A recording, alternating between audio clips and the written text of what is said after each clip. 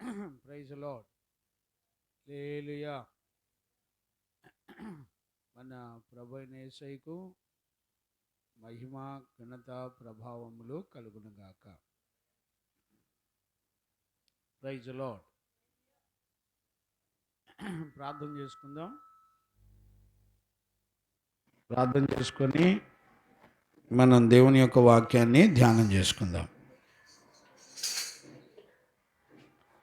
ప్రార్థన. మహాపరిశుద్ధుడైన తండ్రి, నీకు కృతజ్ఞతాస్తుతులు చెల్లిస్తున్నాను నాయన. ఈ సాయంకాల వేళలో నీ దయను కనికరమును మాపై ఉంచినందుకు స్తోత్రాలు. నీ శక్తి కలిగిన వాక్కును, నీ ఆత్మను పంపి నీ బిడ్డలమైన మమ్మల్ని అందరినీ మీరు దర్శించండి. పరిశుద్ధుడైన తండ్రి, నీ వాక్యము వెళ్ళడగిన తోడనే వెలుగు కలుగునని సెలవిచ్చారు. ప్రభా, మా ప్రాణాత్మ దేహ శరీరాలను వెలిగించి మహిమగల నీ రాజ్యం కొరకై మమ్మల్ని అందరినీ మీరు సిద్ధపరిచినందుకు కృతజ్ఞతాస్తుతులు చెల్లిస్తూ, ఈ పరిచర్యలకు విరోధంగా పోరాడుతున్న శత్రుని సిగ్గుపరిచి నీ నామ ఘనత కొరకై క్రీస్తు యొక్క రాకడ కొరకు మమ్మల్ని అందరినీ మీరు సిద్ధపరిచినందుకు కృతజ్ఞతాస్తుతులు చెల్లిస్తూ, యేసయ్య నిన్ను అడిగి పొంది ఉన్నాము తండ్రి, ఆమెన్. ప్రార్థన ఆలకించి కృపను అనుగ్రహించి సమాధానం చేత నడిపించిన యేసయ్యకు స్తోత్రము చేయదమో. స్తోత్రం, స్తోత్రం, స్తోత్రం, స్తోత్రం. తండ్రి, కుమార, పరిశుద్ధాత్మ దేవునికి స్తోత్రము చేయదమో. స్తోత్రం, స్తోత్రం, స్తోత్రం, స్తోత్రం, స్తోత్రం. ఆమెన్.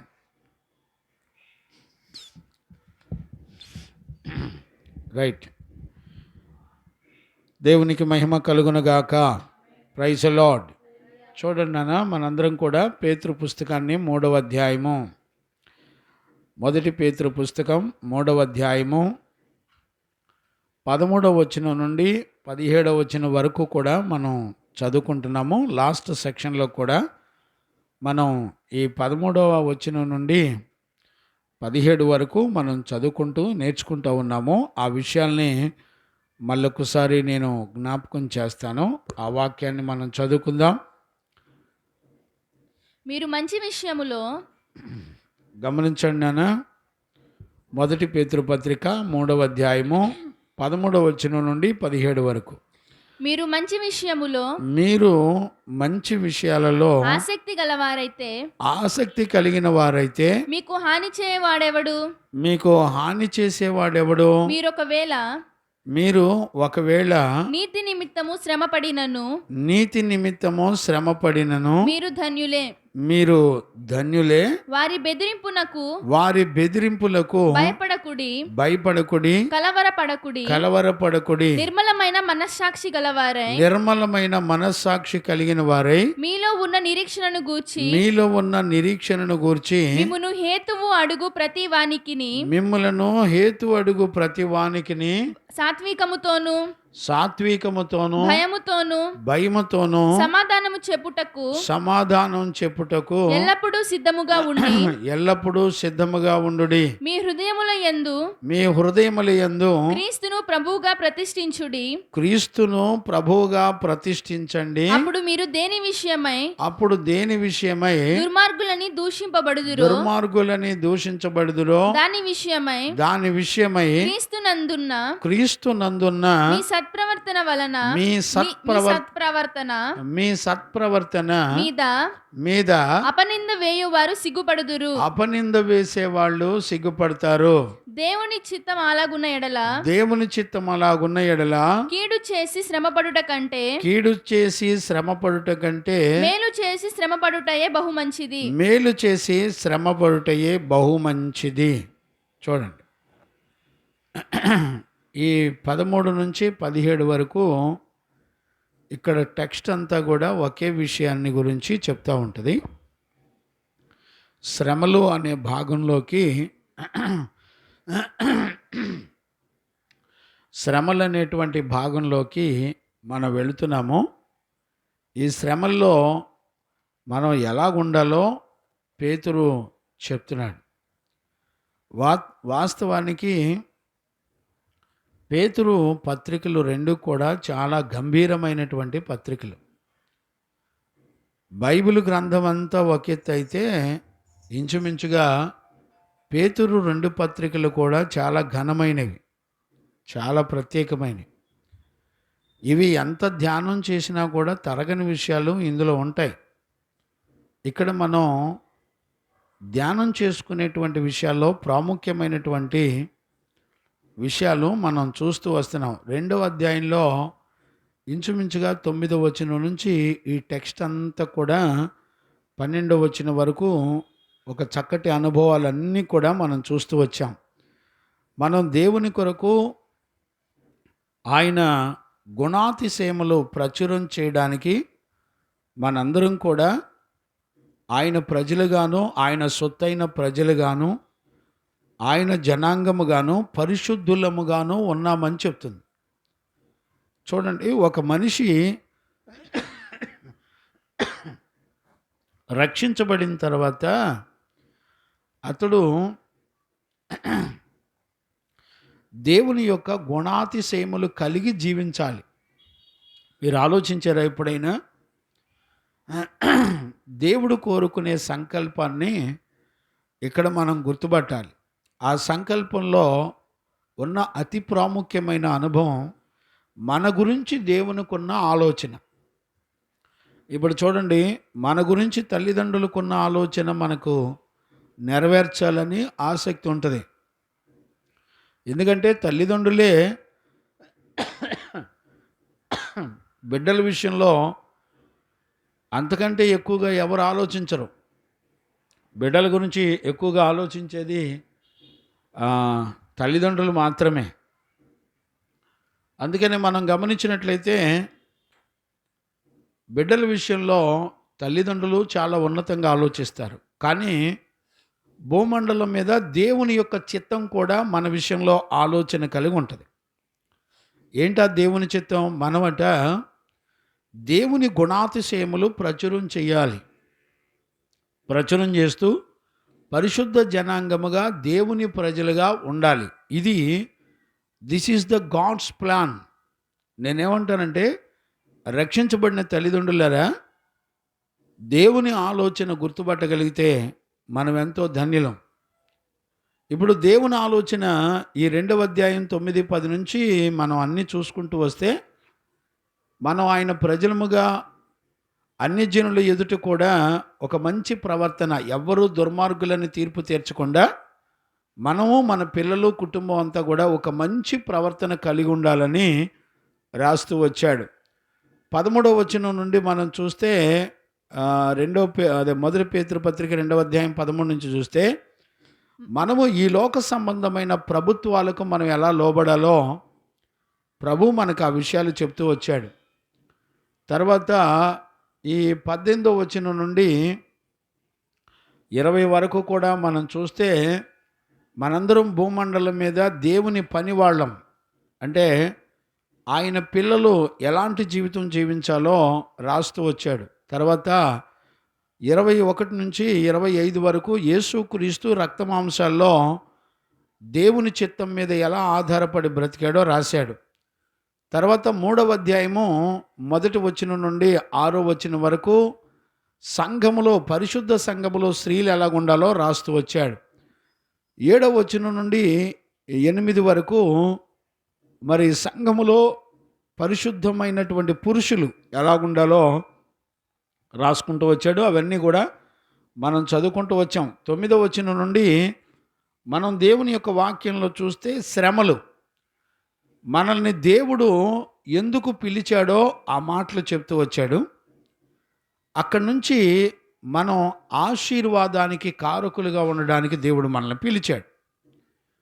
పరిశుద్ధులు సంఘంలో ఆశీర్వాదం కలిగి ఉండాలి. ఏ ఆశీర్వాదమో తెలిసినా, కీడు చేసిన వాళ్ళకి కీడు చేయకుండా ఉండటమే దేవుడిచ్చే ఆశీర్వాదం. బిల్డింగ్లు, వస్తువులు, ఉద్యోగాలు కాదు. చాలామందికి శరీర సంబంధమైన ఆశీర్వాదాల గురించే ఆలోచిస్తూ ఉంటారు. వాస్తవానికి శరీర సంబంధమైన ఆశీర్వాదాలు దేవుడు ఇవ్వాలంటే మన జీవితంలో ఆత్మ సంబంధమైన జీవితం ద్వారా శరీర సంబంధమైన ఆశీర్వాదాలు సంపాదించుకోవాలి. ఎందుకంటే ఆత్మక్రియల ద్వారా మాత్రమే శరీర క్రియలను చంపగలుగుతాం. ఆత్మ నీకు అనుగ్రహించేటువంటి మనస్సు, గుణ లక్షణాలు కలిగి ఉండి శరీర క్రియలను చంపాలి. లేకపోతే అవి చంపబడవు. అందుకనే చాలామంది జీవితాల్లో దేవుని మందిరానికి వెళుతూ శరీర సంబంధమైన ఆశీర్వాదాల ద్వారా దేవుని యొద్దకు చేరగలము అని అనుకుంటున్నారు. అది భ్రమ. శరీర తత్వం ద్వారా ఆశీర్వదించబడడం అనేది మనలను మనం మోసం చేసుకునేది. వాస్తవానికి శరీర తత్వం అంతా కూడా దేవుని ఆజ్ఞకు విరోధంగా బయలుదేరి పాపమునకు కారణమైనటువంటిది. అంటే చెత్త కుండీలోంచి చెత్త వస్తుంది తప్ప మంచి రాదు. దేవుని ఆజ్ఞను అతిక్రమించి మన అతిక్రమణ ద్వారా చచ్చిన వారమై ఉన్నాం. చచ్చిన వారిలో నుంచి జీవం బయటికి రాదు. అందుకనే జీవమును పొందడానికి ఫస్ట్ ఆత్మ కలిగించే గుణాల ద్వారా మనలో జీవం వస్తుంది. అంటే ఆత్మ ఏం చేస్తుందంటే దేవుని యొక్క గుణ లక్షణాలని మనకు నేర్పిస్తుంది. దేవుని యొక్క గుణ లక్షణాలు శరీర రక్తమాంసాల్లో ఉన్న పాప నియమాన్ని చంపుతుంది. ఆత్మచేత శరీర క్రియలు చంపబడినప్పుడు మాత్రమే మనము జీవించగలుగుతాం. గమనించారా? కాబట్టి అలాంటి జీవితాన్ని జీవిస్తూ ఇక్కడ మనం 9-10 వచనాలకు వచ్చేపాటికి మనల్ని దేవుడు ఆశీర్వాదానికి వారసులుగా ఉండడానికి పిలిచాడట. అలా ఆశీర్వాదం ఉన్న వ్యక్తులు ఎలాగుంటారంటే కీడుకు ప్రతి కీడు చేయరు. అంటే కొట్టినోడిని కొట్టరు, తిట్టినోడిని తిట్టరు. ఇది ఇక్కడ ఉన్నటువంటి టెక్స్ట్. ఇక్కడ 10వ వచనం నుండి పేతురు కీర్తనల పుస్తకం 34వ అధ్యాయాన్ని జ్ఞాపకం చేస్తూ వస్తాడు. ఈ 34వ అధ్యాయంలో మనం లాస్ట్ సెక్షన్లో కూడా చూసుకుంటూ వచ్చాం. ఈ 34:13 నుంచి 16 వరకు 34వ కీర్తనలో ఉన్నటువంటి విషయాలు పేతురు ఈ కొత్త నిబంధనలో సంఘానికి కోట్ చేస్తూ రాశాడు. మనం ఆ వచనాల్లో ఉన్న సంగతులే 1 పేతురు పత్రికలో 3వ అధ్యాయం 10, 11, 12 వచనాల్లో ఉన్న సంగతులు. ఇక్కడ మనం ప్రాముఖ్యంగా గమనించవలసింది ఏంటంటే ఈ 10వ వచనంలో చెప్పబడుతున్నటువంటి విషయాల్లో ముఖ్యంగా 12వ వచనం చాలా ప్రాముఖ్యమైంది. అంటే అన్ని వచనాలు ప్రాముఖ్యమే, 12వ వచనం కీలకమైంది. ఇప్పుడు మనం నేర్చుకునే 13వ వచనం నుండి 17వ వచనం వరకు నేర్చుకునేటువంటి విషయాల్లో 12వ వచనం చాలా కీలకమైంది. కారణం ఏంటంటే 12వ వచనం మనకు అర్థం కాకపోతే 13వ వచనం నుండి 17వ వచనాల వరకు మనలో ఏం జరుగుతుందనేది కూడా మనకు అర్థం కాదు. అందుకనే 12వ వచనం చాలా ప్రాముఖ్యమైంది. అందులో అక్కడ రాయబడిన 12వ వచనంలో రాయబడిన మాట, ప్రభు కన్నులు నీతిమంతుల మీదను ఆయన చెవులు వారి ప్రార్థనల వైపున ఉన్నవి గాని ప్రభువు ముఖము కీడు చేయు వారికి విరోధంగా ఉంది. ఇక్కడ మనం గమనించాల్సిన విషయం ఏంటంటే ప్రభు కన్నులు నీతిమంతుల మీదను అని రాయబడింది. ఈ ప్రభువు ఎవరు అనేది ఇక్కడ మెయిన్ టెక్స్ట్ యొక్క ఉద్దేశం. ఇప్పుడు 13వ వచనం నుంచి 17వ వచనం వరకు ఉన్నటువంటి శ్రమలన్నిటిలో మనకి ప్రభు అనే మాట కనుక అర్థం కాకపోతే టోటల్ 0. ఎందుకంటే శ్రమలలో ఎప్పుడూ కూడా ఏ మనిషి తట్టుకోలేడు. శ్రమలలో దేవుని మీద ఆధారపడడం అనేది చాలా కష్టమైనటువంటి విషయం. చూడండి, మనలో మన ఆలోచనకు తగినట్టుగా ఏదైనా జరగకపోతే మనం దేవుని మీద ఆధారపడతామా? చాలామందిలో ఆధారపడే బలం రాదు. అందుకని ఇక్కడ టెక్స్ట్లో చాలా ఇంపార్టెంట్ విషయం ఏంటంటే ప్రభువు అనే మాట చాలా విలువైంది. అంటే వితౌట్ గాడ్ హెల్ప్, అంటే ఈ 12వ వచనంలో ఉన్నటువంటి దేవుని యొక్క సంకల్పం విషయాలు మనకు అర్థం కాకపోతే ఇక 13 నుంచి 17వ వచనం వరకు మనకేం తెలియదు. అంటే ఆ విషయాల్లో ఉన్న బలం ఏంటి, ఆ విషయాల్లో ఉన్న ఆశీర్వాదాలు ఏంటి అనేది మనం గుర్తుపట్టలేం. అందుకని ఇక్కడ 12వ వచనంలో రాయబడిన మాట ఏంటంటే ప్రభువు అనే మాటతో ప్రారంభించాడు. ఇక్కడ ప్రభువు అనే మాట మనం కీర్తన 34లోకి వెళ్తే ఆ మాట దగ్గర జీవగ్రంథంలో రాయబడిన మాటను మనం చదువుకోవాలా. చదవండి నాన్న. 34వ కీర్తన చెడ్డ మాటలు పలుకకుండా ఆ, నీ నాలుకను, ఆ, కపటమైన మాటలు పలుకకుండా ఆ. నీ పెదవులను కాచుకొనుము. నీ పెదవులను కాచుకొనుము, కీడు చేయుట మాని మేలు చేయుము. మేలు చేయండి. సమాధానము వెదకి దాని వెంటాడుము. ఆ, యెహోవా దృష్టి ఆ. నీతిమంతుల మీద ఉన్నది. ఇప్పుడు చూడండి, యెహోవా దృష్టి ఎక్కడుందంట. ఇప్పుడు సేమ్ అదే వాడిని పేతురు పత్రికలో మనం ఏం చదివాము? ప్రభువు కన్నులు ప్రభు కన్నులు నీ మీద. ఉన్నవి. ఇప్పుడు ఇక్కడ నేను అడుగుతున్నాను, గుర్తుపట్టండి. అక్కడ ప్రభు అంటే ఎవరు? పేతురు పత్రికలో ప్రభు అంటే ఎవరు? ఆ కీర్తనల పుస్తకం 34లో యెహోవా అంటే ఎవరు? గుర్తుపట్టారా? ఇక్కడ చాలామంది యేసు ప్రభు దేవుడా అంటే చాలామందికి అర్థం కాదు. కనీసం నేను ఒక 30-40 రిఫరెన్స్లు ఇవ్వగలను యేసు ప్రభు దేవుడని. అందులో ఇదొకటి. ఇప్పుడు చూడండి, అక్కడ యెహోవా అనే పదాన్ని, పాత నిబంధన 34 కీర్తనలో యెహోవా అనే పదాన్ని కొత్త నిబంధనలో వచ్చేప్పటికి పేతురు ఏమని రాస్తున్నాడు? ప్రభువు అని రాస్తున్నాడు. అంటే అర్థం ఏంటి? వాస్తవంగా యెహోవా అనే పదం పాత నిబంధనలో తప్ప కొత్త నిబంధనలో ఎక్కడ కూడా వాడబడదు. కారణం ఏంటంటే యెహోవా అనే పదం అతి భయంకరమైంది. ఆయన చాలా రోషం కలిగిన వాడు, ఆయన పరిశుద్ధుడు. ఆ పదాన్ని ఎలా పడితే అలా వాడితే మనం శాపగ్రస్తులం అవుతాం. అందుకనే యెహోవా నామమును వ్యర్థముగా ఉచ్చరించకూడదు అని రాశాడు. అవునా కాదా? అందుకనే ఆయన నామాన్ని వ్యర్థంగా ఉచ్చరించకూడదు కాబట్టి కొత్త నిబంధనకు వచ్చేపాటికి యెహోవాని ప్రభువు అని పిలిచారు. గ్రీకు హెబ్రీ భాషలో ఎడోనాయ్. ఎడోనాయ్ అంటే ప్రభువు అని అర్థం. యెహోవాని ఎడోనాయ్ అని పిలిచారు. ఎదోనాయ్ లేకపోతే ఎడోనాయ్ అని పిలిచారు. ఈ ఎడోనాయ్ అనే మాటకు అర్థం ఏంటంటే ప్రభువు అని అర్థం. ప్రభువు అంటే అర్థం ఏంటంటే దేవుడు అని అర్థం. గమనించారా? ఇక్కడ పాత నిబంధనలో దావీదు అనుసరించిన యెహోవా, కొత్త నిబంధనలో కూడా ప్రభువు ఆయనే. ఎవరు అంటే యేసుక్రీస్తు. గమనించారా? అంటే ప్రభువు ఆయనే, క్రీస్తు ఆయనే. అంటే ప్రభువు అనే పదం చాలా జాగ్రత్తగా అర్థం చేసుకోండి. ప్రభువు అనేటువంటి పదం యెహోవాకు వాడబడింది, యేసుక్రీస్తుకు వాడబడింది, పరిశుద్ధాత్మకు కూడా వాడబడింది. అంటే త్రిత్వం అయి ఉన్నటువంటి దేవుడు ఈ 3 నామాలకి ఈ పదం వాడబడింది. ప్రభు అనే పదం వాడబడింది. గమనించారా? అందుకనే త్రిత్వం అయి ఉన్న దేవుడు ఒకే ఒక్క దేవుడు.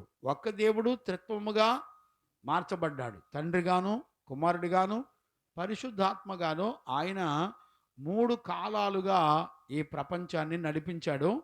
3వ కాలం పరిశుద్ధాత్మ కాలం. ఇప్పుడు దీంతో ఈ ప్రపంచానికి ముగించబడింది. గమనించారా? అందుకనే ముగింపు కాలంలో ప్రభు రాకడ దినములు అన్నారు.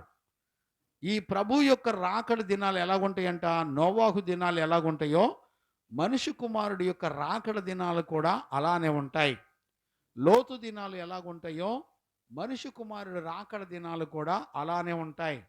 అంటే ప్రజలందరూ కూడా పరిశుద్ధుడైన దేవుణ్ణి పక్కన పెట్టి తినటానికి, తాగటానికి, బిల్డింగ్లు కట్టుకోవడానికి, ఉద్యోగాల కొరకు వెంటాడుతూ ఉంటారు దేవుణ్ణి.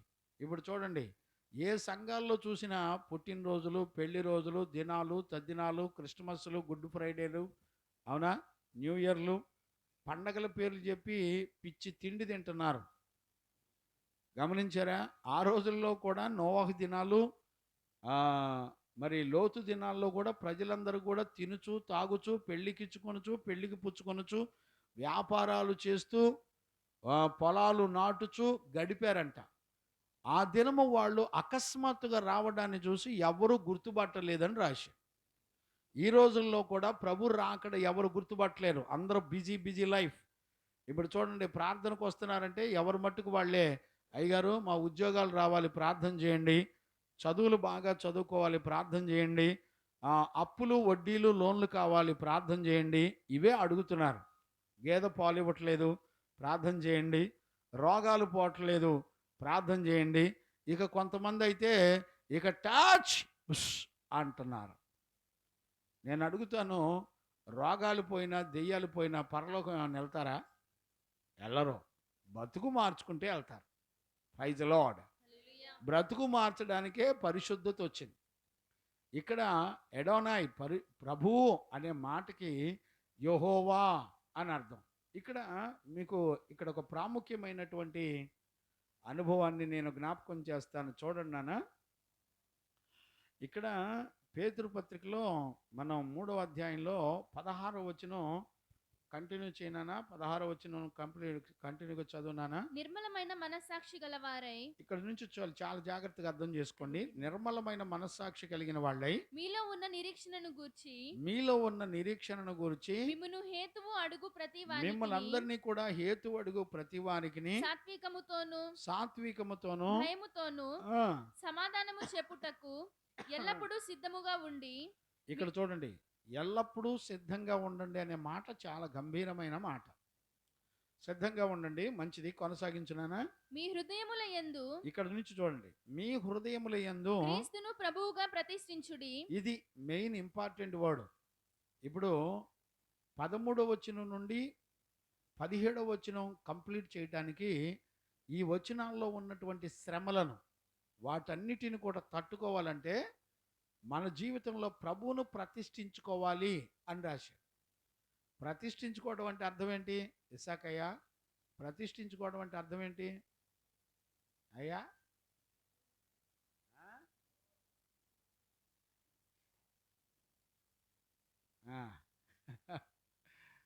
ప్రతిష్ఠించుకోవడం అంటే అర్థం ఏంటంటే, ప్రభు అంటే దేవుడు. దేవునికి ఏ గుణం ఉంటుంది? మొట్టమొదట పరిశుద్ధమైన గుణం. పరిశుద్ధతలో ఆయనను నమ్మి అదే పరిశుద్ధతను మన జీవితంలో కూడా ప్రతిష్ఠించుకోవాలి. అది దాని అర్థం. ప్రతిష్ఠించుకోవడం అంటే పరిశుద్ధతకు అప్పగించుకోవడం. అంటే దేవుణ్ణి ప్రతిష్ఠించుకోవడం అంటే అర్థం ఏంటి? ఆయన పరిశుద్ధుడు. అంటే లోకాన్ని మొత్తాన్ని జయించేది ఏంటి అంటే పరిశుద్ధత ఒక్కటే. Praise the Lord. ఇప్పుడు లోకములో ఉన్నటువంటి శ్రమలు కానివ్వండి, పరిస్థితులు కానివ్వండి, ఏదైనా సరే జయించాలంటే ఏం కావాలా? పరిశుద్ధత కావాలి. ప్రభువును ప్రతిష్ఠించుకోవడం అంటే పరిశుద్ధతను ప్రతిష్ఠించుకోవడం. అంతేగా నాన్న? ప్రభు ఈజ్ ఈక్వల్ టు యెహోవా ఈజ్ ఈక్వల్ టు ప్రభు, ప్రభు ఈజ్ ఈక్వల్ టు దేవుడు, దేవుడు is equal to holy man, పరిశుద్ధుడు. అర్థమైందండి? పరిశుద్ధుణ్ణి మనం ప్రతిష్ఠించుకోవాలి. ఇక్కడ మనం పరిశుద్ధ జీవ గ్రంథంలో ప్రతిష్ఠించుకోవడాన్ని మనం ఎలా గుర్తుపట్టగలుగుతాం? ఇదే ప్రాముఖ్యమైనటువంటి. ఇక్కడ 13వ వచనం నుంచి 17 వరకు మొత్తం దగ్గర దగ్గర 6 రకాల పిల్లర్స్, అంటే పునాదులు వేయబడిన పిల్లర్స్ ఉన్నాయి. అంటే ఇక్కడ శ్రమలు సహించుకోవాలి. ఒక శ్రమలు సహించుకోవాలంటే 6 రకాల గుణాలు ఉన్నాయి. 13వ వచనం నుంచి 17 వరకు ఆ వాక్యాల్లో 6 రకాల గుణాలు ఉన్నాయి.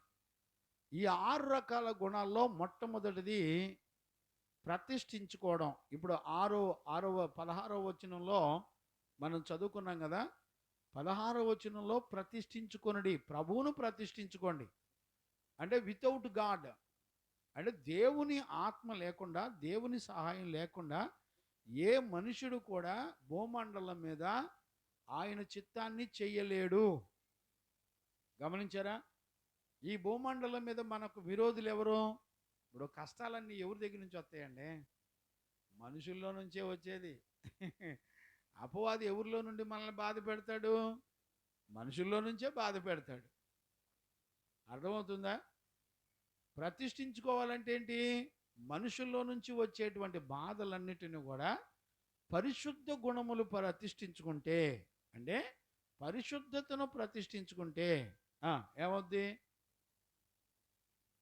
నువ్వేది అడిగితే దేవుడు నీ పక్షంగా చేస్తాడు. Praise the lord. హల్లెలూయా. అర్థమైందా? పరిశుద్ధత ఎప్పుడు కూడా దేవుని మీద ఆధారపడే జీవితాన్ని ఇస్తుంది.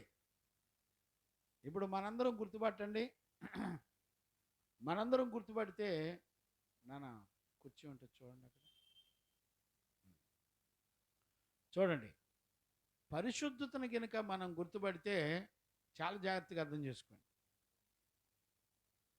పరిశుద్ధతను కనుక మనం గుర్తుపడితే పరిశుద్ధత ఒక్కటే ఈ భూమండలం మీద మనలను కాపాడి రక్షించగలదు.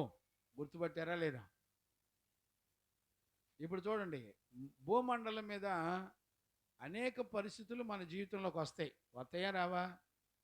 వచ్చినప్పుడు మనకేం అర్థం అవుతుంది? జాగ్రత్తగా వినాలి. వచ్చినప్పుడు ఏమర్థం అవుతుంది? మనం ఇప్పుడు హాస్పిటల్లో ఉన్నాం, ప్రాణం పోతుంది. ఏమంటాడు డాక్టర్ కూడా? ఏమనండి, అంతా దైవాధీనం, దేవుడు బతికితే బతుకుతారు అంటే అడిదిరిగి ఇడిదిరిగి వచ్చి ఎక్కడ ఆధారపడాలి? దేవుని మీద ఆధారపడాలి. ఇప్పుడు దేవుడు ఎవరు? పరిశుద్ధుడు. అంటే దేవుడి మీద, పరిశుద్ధ జీవితం మీద ఆధారపడితే నీకు అన్ని సక్సెస్ అవుతాయి. Praise the lord. హల్లెలూయా. నీ ప్రాణం పోయినా కూడా తిరిగి కాపాడుకోగలుగుతాం. నా మాట అర్థమైందా లేదా? ఇప్పుడు పరిశుద్ధ జీవితం చేస్తూ నువ్వేది అడిగితే దేవుడు చేస్తాడు. ప్రభా చెల్లిని కాపాడంటే కాపాడతాడు అంతే. ప్రభా అన్నయ్యని కాపాడంటే కాపాడతాడు అంతే. అంతేనండి రాయపు గారు. పరిశుద్ధ జీవితం లేకుండా ఎవరిని కాపాడాలన్నా కూడా కాపాడుకోలేరు. అందుకనే దైవజనుడు పరిశుద్ధమైన జీవితం చేస్తూ అనేకుల్ని కాపాడేవాడిగా దేవుని పక్షాన పాపము లేని పరిశుద్ధమైన జీవితం చేయాలి. అందుకు దేవుడు ఆయన పక్షాన ఒక మాదిరిగా మనకు ఉంచాడు. దేవునికి మహిమ కలుగునుగాక. Praise the Lord. మీకు ఇప్పుడు ప్రభువును మనలో ప్రతిష్ఠించుకోండి అనేటువంటిది మొట్టమొదటిది మనం చదువుకున్నాం కదా. ఇప్పుడు చూడండి నాన్న, రెండవది నేను జ్ఞాపకం చేస్తాను చూడండి. రెండవది మనం చదువుకున్నట్లయితే ఇక్కడ చూడండి, శ్రమలు అనుభవించడానికి మనం ఇష్టపడాలి.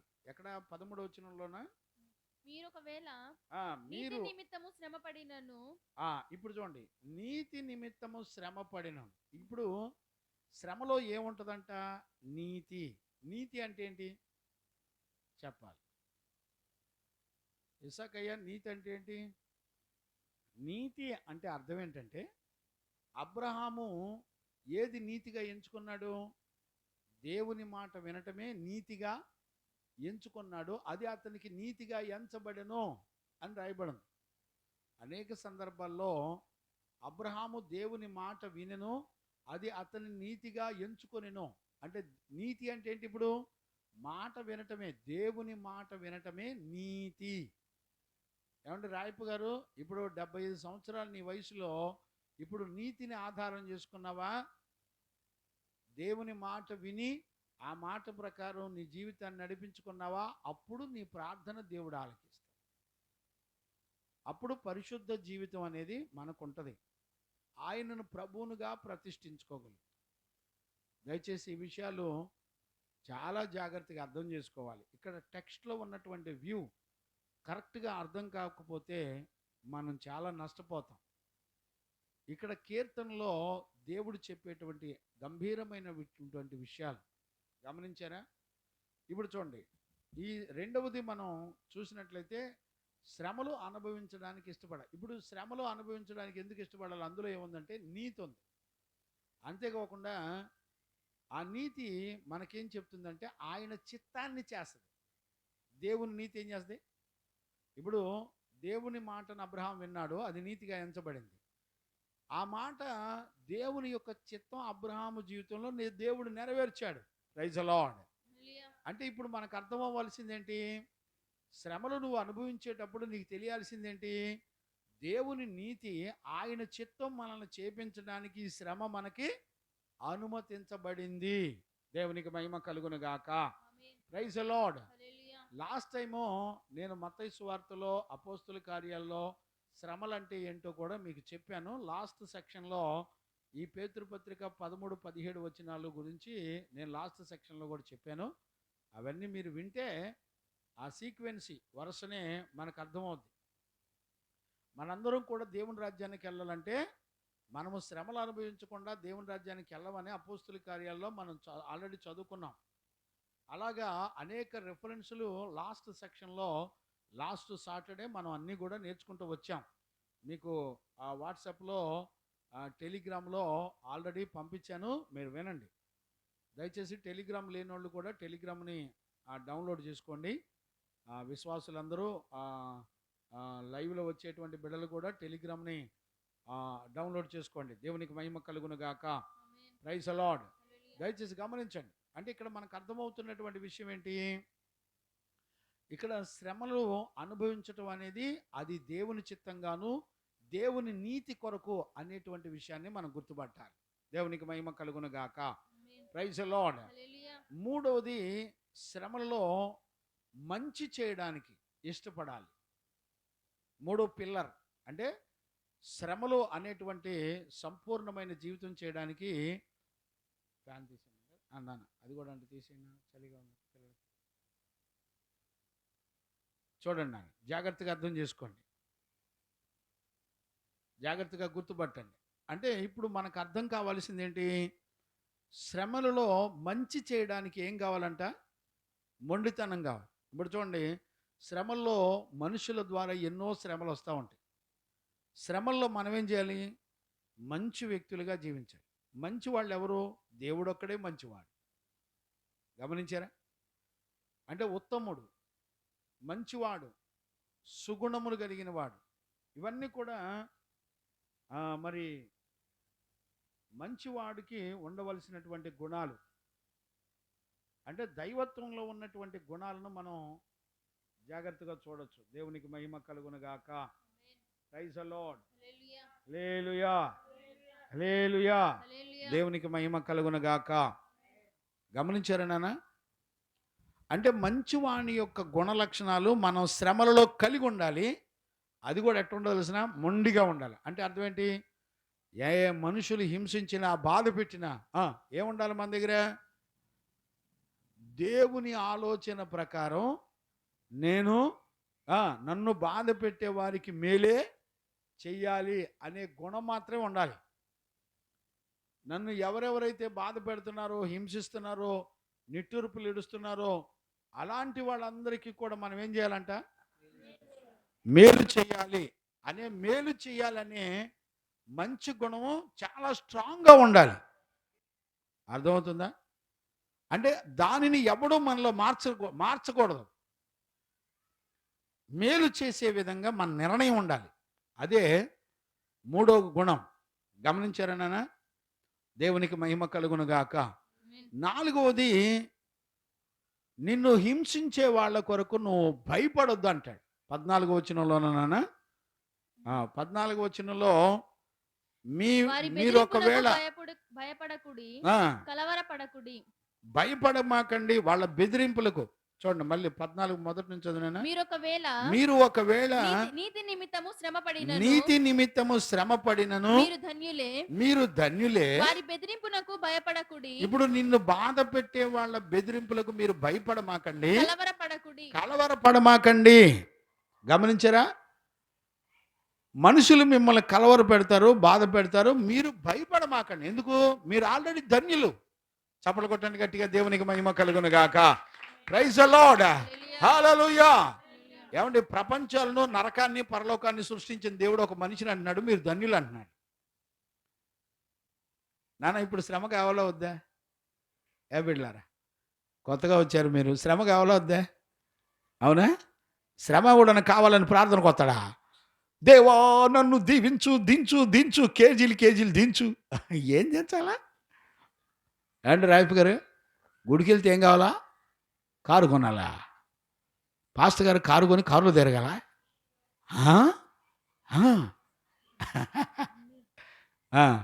వాక్యం ఏం చెప్తుంది? ఏది దీవెనని చెప్తుంది? నీతి నిమిత్తం దేవుని చిత్తం చేయడానికి శ్రమ అనుభవించడం ధన్యులు అని చెప్తుంది. అవునా కాదా? ఇప్పుడు మా ఇస్సాకయ్య ఉన్నాడు, తల్లిదండ్రులు వదిలిపెట్టి వారం దగ్గర 5 రోజులు 6 రోజులు అవుతుంది. 6 రోజులు అయిపోయింది, 7 రోజులు, వారం రోజులు, రేపటికి వారం రోజులు అవుతుంది. అవునా?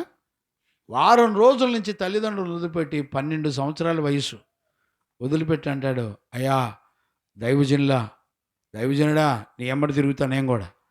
పోనీ తిరుగుతూ నా ఎంబడి మీటింగ్లో ఏమైనా ఖాళీగా ఉంటున్నాడా? కంఠస్థ వాక్యాలు చెప్తున్నాడు. ఒక 100 కంఠస్థ వాక్యాలు టపా టపా చెప్పేస్తాడు. 5-6 అధ్యాయాలు కళ్ళు మూసుకొని చెప్పేస్తున్నాడు మీటింగుల్లో. మొన్న విజయవాడ మీటింగ్లో, అనంతపురం మీటింగ్లో చెప్పేస్తే ఇస్సాకయ్య చెప్తున్న దాన్ని బట్టి అనేక మంది పిల్లలు వచ్చి ఇస్సాకయ్య దగ్గరికి వచ్చి ఫోన్ నెంబర్ అడుగుతున్నారు. ఇస్సాకయ్య నీ ఫోన్ నెంబర్ ఇవ్వా అంటున్నారు. ఆయన ఏమంటున్నాడు తెలిసిన? నాది కాదు, నన్ను పెంచిన మా అయ్యగారు ఉన్నాడు, మా అయ్యగారి నెంబర్ తీసుకోండి మీకు ఉపయోగం, నాది తీసుకుంటే ఏమవుతుంది అంటుండ ఆయన.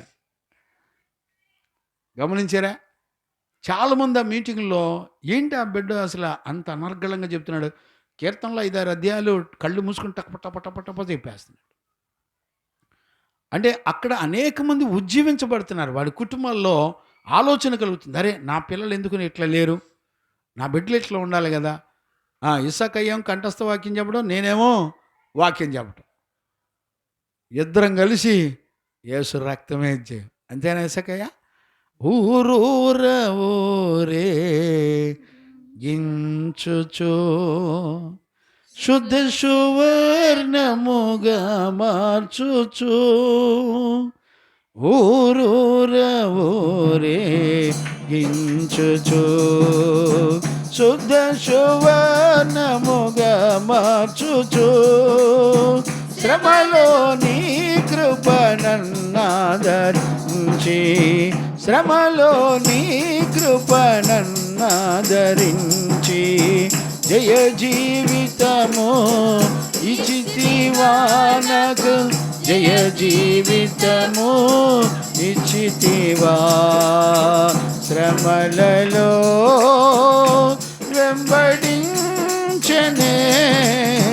నీ కృపా, వెంబడించనే నీ కృపా, కృపా కృపా కృపా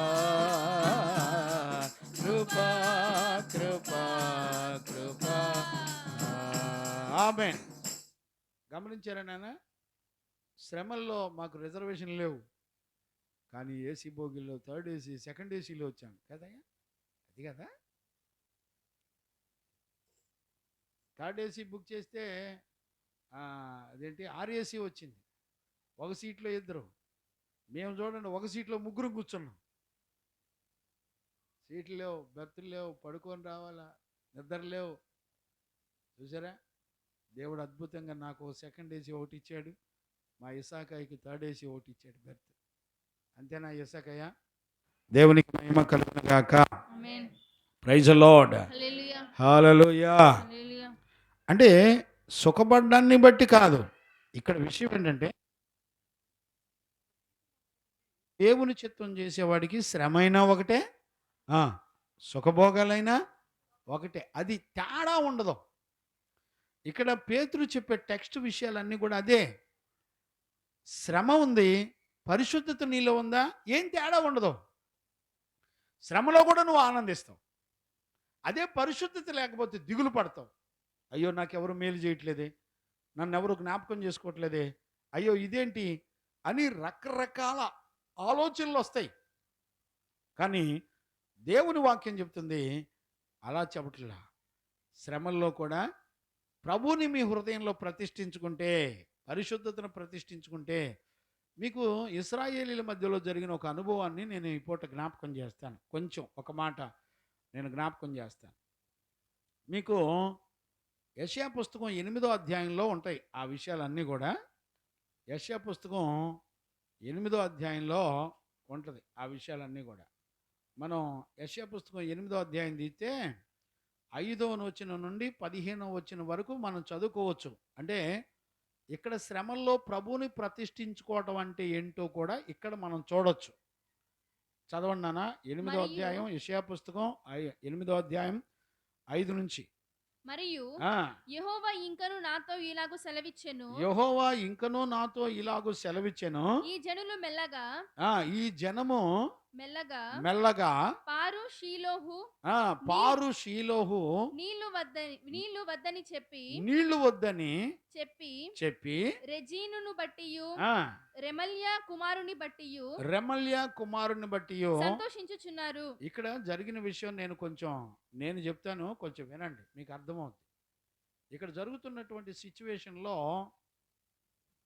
ఇశ్రాయేలీలు 12 గోత్రాలు రెండుగా చీలిపోయారు. ఒకటి ఇశ్రాయేల్ గోత్రం, రెండోది యోధా గోత్రం. అంటే సొలొమోను చనిపోయిన తర్వాత ఈ 2 గోత్రాలు డివైడ్ అయిపోయినాయి. డివైడ్ అయిపోయినప్పుడు యోధా గోత్రంలో ఆహాజు రాజు, యోధా గోత్రాన్ని ఆహాజు రాజు పరిపాలిస్తున్నాడు. ఈ యోధా గోత్రం మీదకి సిరియానులను ఇశ్రాయేలీలు వీళ్ళిద్దరు కలిసి దండయాత్ర చేసి యోధాని జయించాలని ఇశ్రాయేలీలు కూడా ఎవరు సహాయాన్ని కోరారంటే సిరియా సహాయాన్ని కోరారు. గమనించారా? సిరియా సహాయాన్ని కోరారు. ఇప్పుడు సిరియాన్లు ఇశ్రాయేలీలు కలిసి ఎవరి మీదకి వస్తున్నారంటే యోధా మీదకి వస్తున్నారు, యుద్ధం చేయడానికి, వాళ్ళని గెలవటానికి వస్తున్నారు. అయితే యెషయా ప్రవక్తను దేవుడు ఏం చేశాడంటే ఆహాజు రాజు దగ్గరికి పంపించాడు. దేవునికి మహిమ కలుగును గాక. Praise the lord. ఆహాజు రాజు దగ్గరికి పంపించాడు. పంపించినప్పుడు యెషయా చెప్తాడు, అయ్యా ఆహాజు రాజు, నువ్వు మనుషుల మీద ఆధారపడమాక, యుద్ధం చేసేటప్పుడు మనుషుల మీద ఆధారపడద్దు, దేవుడు మనకు నమ్మదగినవాడు. గమనించారా? సడన్గా సిరియాన్లను ఇశ్రాయేలీలు సడన్గా యుద్ధాన్ని ప్రకటించారు. ఎవరి మీద? యోధా మీద యుద్ధాన్ని ప్రకటించారు. సడన్గా వార్త ఇప్పుడు పెద్ద దేశాలు, 2 పెద్ద దేశాలు కనుక వచ్చి ఒకేసారి ఒక చిన్న దేశం మీదకి యుద్ధానికి వస్తున్నామని కబురు చేశారనుకో, ఎట్లా ఉంటుంది చెప్పండి? గుండెలు పగిలిపోతాయి, అవునా కదా? చాలా భయానకమైనటువంటి పరిస్థితులు వచ్చేస్తాయి. అలానే వాళ్ళందరికీ ఒక్కసారి గుండెలు జారిపోయినాయి. ఆ పరిస్థితులు వచ్చినప్పుడు వాళ్ళు ప్రార్థన చేశారు. యోధా జనాంగం అంతా కూడా దేవుని సన్నిధిలోకి వచ్చి ప్రార్థన చేశారు. ప్రార్థన చేసినప్పుడు యెషయా ప్రవక్త వెళ్ళి చెప్పాడు, బాబు మీరు మనుషుల మీద ఏం ఆధారపడమాకండి, మీరు జీవము గల దేవుని మీద ఆధారపడండి, ఆయన ఆలోచన తీసుకోండి, శ్రమల్లో దేవుని మీద ఆధారపడండి కానీ మనుషుల మీద ఆధారపడద్దు. శ్రమలు ఎవరి నుంచి వస్తాయి? అసలు మనుషుల నుంచే. ఇప్పుడు యోధా వాళ్ళకి శ్రమ, యుద్ధం ఎవరి దగ్గర నుంచి వచ్చింది? మనుషుల దగ్గర నుంచే, ఇశ్రాయేలీల దగ్గర నుంచి, సిరియానుల దగ్గర నుంచే మేము యుద్ధానికి వస్తున్నామని కబురు వచ్చింది. అంటే మనుషులే మనలను హింసించేవాళ్ళు, బాధ పెట్టేవాళ్ళుగా ఉన్నారు, మన మీద యుద్ధం చేసేవాళ్ళుగా ఉన్నారు.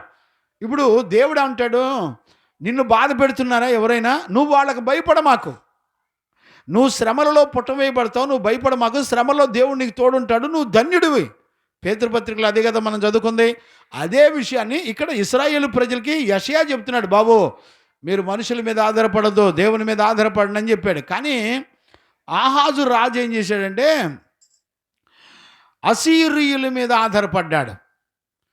అసీరీయులు ఆ రోజుల్లో చాలా పెద్ద దేశం, వాళ్ళు భయంకరులు కూడా, భయంకరమైన యుద్ధాలు చేసేవాళ్ళు అసీరీయులు.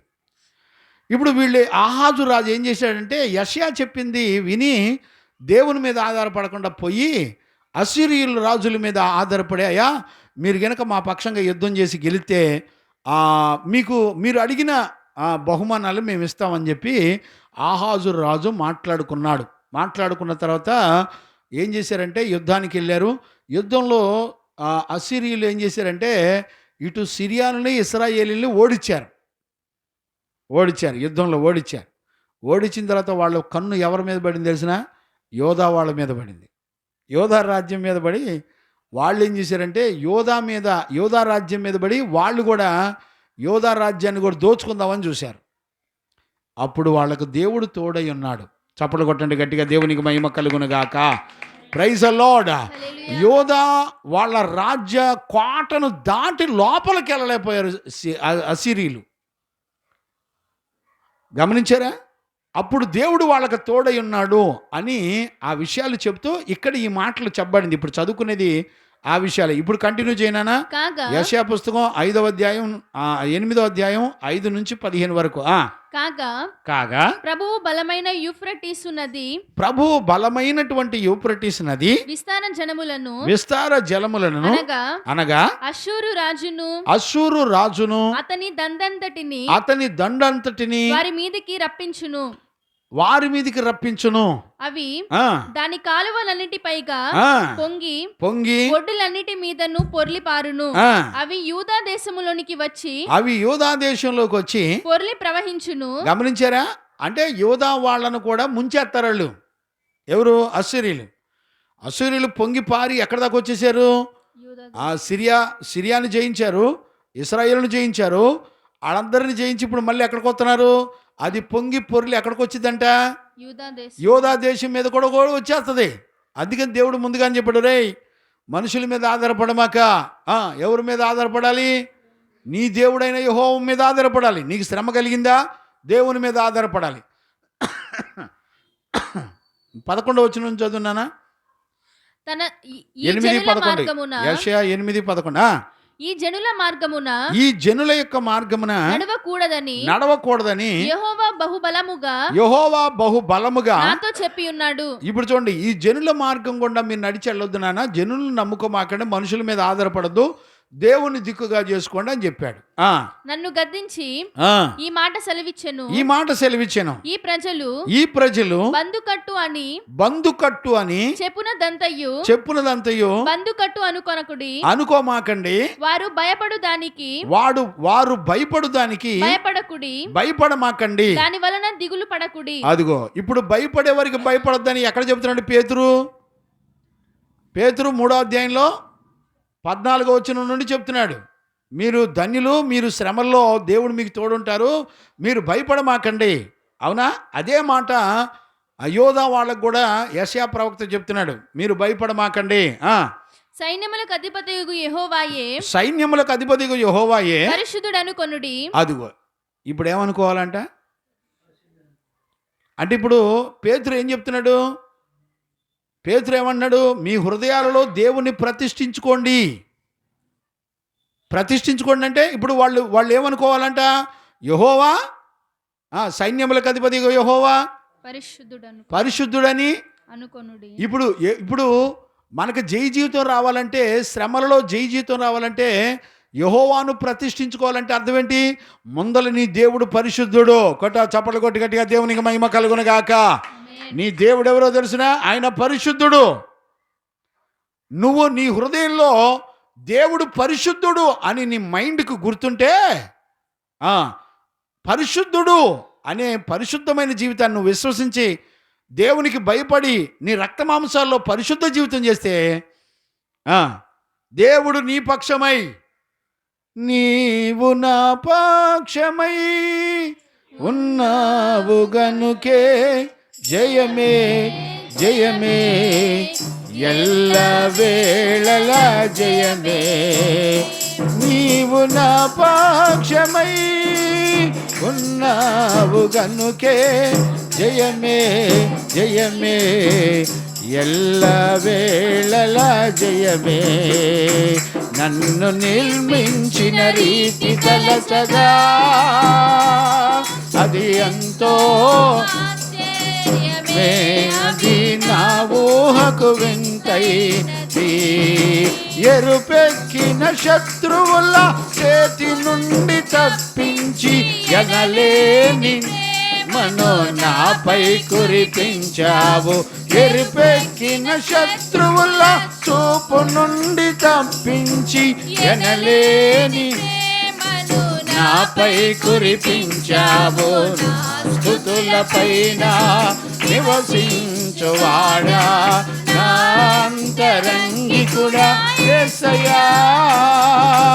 నా స్తుతుల పైన నివసించువాడా నా అంతరంగికుడా యేసయ్యా. నీవు నా పక్షమై ఉన్నావు గనుకే జయమే జయమే ఎల్ల వేళల జయమే. నీవు నా పక్షమై ఉన్న ఉన్నావు గనుకే జయమే జయమే, ఎల్ల వేళలా జయమే. ఆమేన్.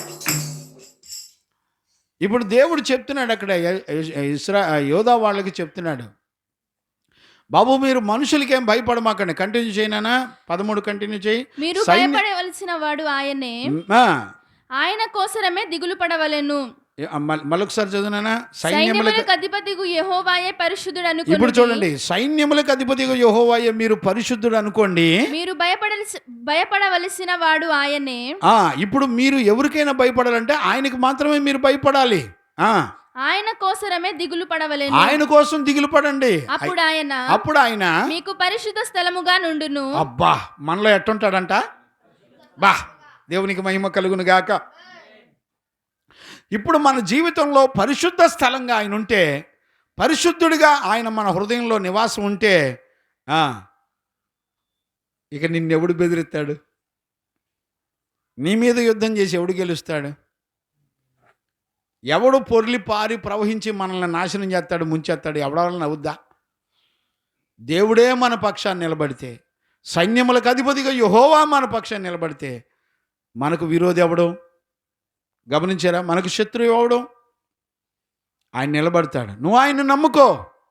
ఈ రోజున మన చదువుల్ని, మన తెలివితేటల్ని, మన ఉద్యోగాల్ని, మన ఆస్తుల్ని, మన వెండి బంగారాల్ని, వీటిని నమ్ముకొని దేవుడు మనకు మేలు చేస్తాడని భ్రమపడతాం. పిల్లరా, ఇవన్నీ పచ్చి మోసం. నీకెంత తెలివైన ఉండని, నీకెంత జ్ఞానమైన ఉండని, నీకు దిక్కెవరు తెలిసిన? పరిశుద్ధుడు. పరిశుద్ధతే నీ జీవితంలో. నీ విరోధులందరి మీద జయ జీవితం నీకు రావాలంటే పరిశుద్ధత ఒక్కటే. పరిశుద్ధత లేకుండా నువ్వెన్నడూ కూడా దేనిని కూడా జయించడం నీ వల్ల కాదు.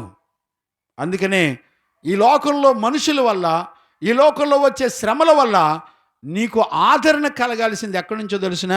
పరిశుద్ధ జీవితం ద్వారానే దేవుని ఆత్మ నీకు సహాయం చేస్తుంది. పాపం లేని జీవితం ద్వారానే దేవుడు నీ బ్రతుకులో మనుషుల వల్ల, ఇతరుల వల్ల జరిగే ప్రమాదాలన్నిటిలో నుంచి కాపాడే దేవాది దేవుడు. దేవునికి మహిమ కలుగునుగాక. Praise the lord. హల్లెలూయా. ఎంత చక్కటి మాటలండి. అందుకనే దేవుణ్ణి దిక్కుగా చేసుకోవాలి. ఆయన పరిశుద్ధతను, ప్రభువును పరిశుద్ధుడిగా నీ హృదయంలో ప్రతిష్ఠించుకోవాలి. గమనించారా? ఇప్పుడు అర్థమైందా? ప్రతిష్ఠించుకోవడం అంటే అర్థమైందా? ప్రతిష్ఠించుకోవాలి. అలాంటి ఎన్ని గుణాలు చెప్పాను? 6 పిల్లర్స్ చెప్పాను. ఈ 13వ వచనం నుంచి ఈ 17వ వచనం వరకు 6 రకాల పిల్లర్స్. ఇవి గనక పునాదుల మీద గనక కట్టబడితే ఈ పిల్లర్సు, ఇక శ్రమల కొలిమిలో నువ్వెన్నడూ కూడా చెల్లించవు. Praise the lord. హల్లెలూయా. ఆ ఇల్లు పునాది మీద కట్టబడింది గనక వరద వచ్చెను, వాన వచ్చెను, ఆ ఇంటి మీద పడి కొట్టెను, ఆ ఇల్లు కూలిపోలేదు. Praise the lord. కూలిపోని వాడు ఎలా ఉంటాడు తెలిసిన? బుద్ధిమంతుని పోలి ఉంటాడు. గమనించారా? మనందరం కూడా బుద్ధిమంతులను పోలి ఉండాలి. గమనించారా? పునాది మీద కట్టబడిన దేవుని నీతి మీద, ఆయన చిత్తం జరిగించడానికి మన జీవితాన్ని అప్పగించుకోవడం ద్వారా, ఆయన పరిశుద్ధతను మనలో ప్రతిష్ఠించుకోవడం ద్వారా ఎన్ని శ్రమలనైనా ఆ శ్రమలన్నిటిలో మనం నిలబడే ఒక నూతనమైన కృపను, అభిషేకాన్ని దేవుడు మనకు అనుగ్రహిస్తాడు. Praise the lord. హల్లెలూయా. అక్కడ కంటిన్యూ చేయనా? 13, 14 కూడా చదువు. 8 యెషయా పుస్తకం 8. అయితే ఆయన ఇశ్రాయేలు యొక్క 2 కుటుంబములకు తగులు రాయిగాను అభ్యంతరము కలిగించు బండగాను ఉండును. యెరూషలేము నివాసులకు బోనుగాను చిక్కు వలగాను ఉండును. చిక్కు బండగాను ఉండును. చిక్కు వలగాను ఉండును. అనేకులు వాటికి తగిలి త్రొట్టిల్లుచు.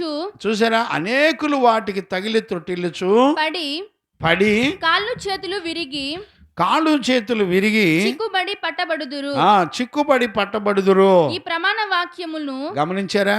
చాలు. ఎటు చూసినా ఇశ్రాయేల్ యొక్క 2 కుటుంబాలు ఎవరైనా సరే ఎవరి మీద ఆధారపడాలి? దేవుని మీదే ఆధారపడాలి. దేవుణ్ణే దిక్కుగా చేసుకోవాలి. ఎప్పుడైతే అలా దిక్కుగా చేసుకొని ఆధారపడతామో మనుషుల వలన, ప్రపంచంలో ఇతరుల వలన కలిగినటువంటి శ్రమలన్నిటిలో నుంచి పరిశుద్ధ జీవితం ద్వారా దేవుని ఆత్మ నీలో ఉండి నీకు జయమిచ్చి పరిశుద్ధతను స్థిరపరచుకున్నప్పుడు ఆయన నీ పక్షా నుండి వచ్చే శ్రమలన్నిటిని కూడా జయించడానికి కృప దొరుకుతుంది. అందుకని 12 మంది అపోస్తుల్లో ఎక్కడ చూసిన వాళ్ళు ఎన్ని శ్రమలు కలిగిన వాళ్ళ శ్రమలు పోయినసారి ఈ సెక్షన్లో నేను చదివించాను కదా. ఏమేమి చదువుకున్నాం? వస్త్రహీనులై ఉన్నారు, దిగంబరులై ఉన్నారు, ఆకలి దప్పులకు అల్లాడిపోయారు, మనుషుల వలన అరణ్యాల్లోనూ దొంగల చేత కొట్టబడ్డారు, అనేక శ్రమలు వాళ్ళు అనుభవించారు. గమనించారు నాన్న? అవన్నీ కూడా లాస్ట్ సెక్షన్లో మనం ఆల్రెడీ చదువుకున్నాం. దేవునికి మహిమ కలుగునుగాక. Praise the Lord. అన్ని శ్రమలు అనుభవించినప్పటికీ వాళ్ళ విశ్వాసం, వాళ్ళ పరిశుద్ధత చెక్కు చెదరలా. అందుకని అపోస్తలుడైన పౌలు, అయ్యా నిన్ను యెరూషలేము వెళ్తే నువ్వు మెడ నరకబడి చనిపోతావంట, పరిశుద్ధాత్ముడు దర్శనంలో మాట్లాడంటే నేను ప్రభు నిమిత్తమై చావటానికి నేను సిద్ధంగా ఉన్నాను. ఎందుకని? పరిశుద్ధతకు మరణం లేదు. అర్థమవుతుందండి? పరిశుద్ధతకి శరీరం మరణాన్ని కూడా జీవంగా మార్చేస్తుంది. అర్థమైందా? క్షయమైనది అక్షయతను ధరించుకున్నది. కానీ అక్కడ పేతురు మొదటి కొరింథీ పత్రిక 15వ అధ్యాయంలో ఏముంటుంది? 52 చూడండి నాన్న, 52 నుంచి చదవండి. మొదటి కొరింథీ పత్రిక 15వ అధ్యాయం. ఇదిగో మీకు ఒక మర్మము తెలుపుచున్నాను, మీకు ఒక మర్మం తెలియజేస్తున్నాను.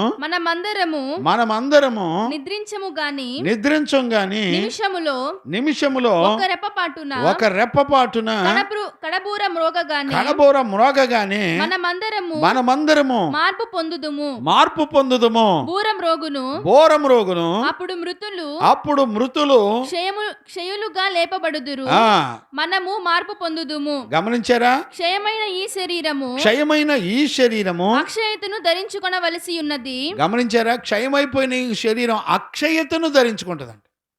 అంటే ఇక మట్టి శరీరం ఉండదు, మహిమ శరీరం ఉంటుంది.